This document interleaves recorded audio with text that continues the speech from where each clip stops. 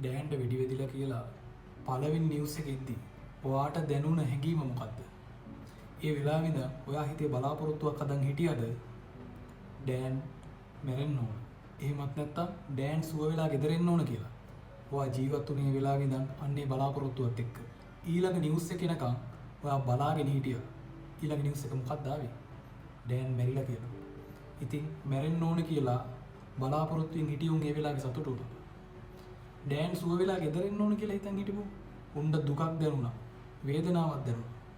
හැබැයි ටික වෙලාවකින් ආයෙ මොකක්ද උනේ? ආයෙ නිවුස් එකක් ආවා ඩෑන් මැරිලා නැහැ කියලා. අර මුලින් සතුටු වුණේ ආයෙ දුක් වෙන්න ගත්තා. තාවමත් මේක මැරුන්නේ නැද්ද කියලා.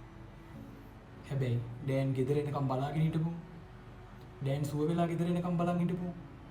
උණ්ඩ හිතට සැනසීමක් ආවා. හැබැයි තව මොහොතක් යද්දි මොකක්ද උනේ? ආයෙත් බලාපොරොත්තු සුන්නා. ඩෑන් මැරුණා කියලා නිවුස් එකක් ආවා. ඒ වෙලාවේදී අර මුලින් දුක් වෙච්චියෝ ඩෑන් මැරුන්නේ නැහැ කියද්දි දුක් වෙච්චියෝ ආයෙ සතුටු වෙන්න ගත්තා. ඌට නිවන් සුව පතන්න ගත්තා.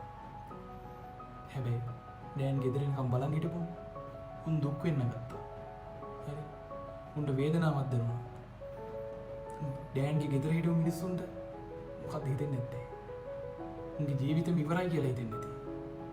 ඉතින් මෙන්න මේ විදිහට කාගේ හරි මරණයක් සම්බන්ධව හිතේ බලාපොරොත්තුවක් හදාගත්තොත් ඔයාටත් වෙන්නේ ඔන්න ඔය දේම තමයි. මරණයක් සම්බන්ධව ප්‍රිය බවක් හදාගත්තොත් ඒ ප්‍රිය බව ඔයාට උරුම වුණොත් ඔයා සතුටු වෙයි. මරණයක් සම්බන්ධව අප්‍රිය බවක් හදාගත්තොත් ඒ අප්‍රිය බව ඔයාට උරුම වුණොත් ඔයාට දුකක් දෙන්නේ. කොහෙවත් නැති හරිද? කොහෙවත් නැති එකෙක්ගේ මරණයක් සම්බන්ධව ඔයා මොකටද ඔයාගේ හිතේ ප්‍රිය බවක් හරි අප්‍රිය බවක් හරි හදාගෙන විතක දුක් වෙන්නයි විතක සතුටු වෙන්නයි යන්නේ. හරි. ඔයාට කාගේවත් මරණයක් කන්ට්‍රෝල් කරන්න බෑ. ඒකයි බුදුන් වහන්සේ කිව්වේ මරණම් පිදුක්ඛා කියලා. මරණයේ ප්‍රිය ස්වභාවයක් ඔයා හදාගත්තොත් ඔයාට දුකත් සැපත් උරුම වෙනවා. පියෙහි විප්‍රයෝග වුණොත් අප්‍රියෙහි සංපයෝග වුණොත් ඒ කියන්නේ ප්‍රිය ස්වභාවයක් උරුම වුණේ නැත්තම් අප්‍රිය ස්වභාවයක් උරුම වුණොත් ඔයා දුකටපත් වෙනවා. ප්‍රිය ස්වභාවයක් උරුම වුණොත් අප්‍රිය ස්වභාවයක් උරුම වුනේ නැත්තම් ඔයා සැපටපත් වෙනවා. හැබැයි කතාව මොකද්ද? කතාව තමයි සබ්බේ සංඛාරා අනිච්චාති. ඒ කියන්නේ ඔයාගේ සංඛාර ඔයා හිතේ හදාගන්න බලාපොරොත්තු ඔයා කැමති විදිහට පවත්වන්න බෑ. හරි?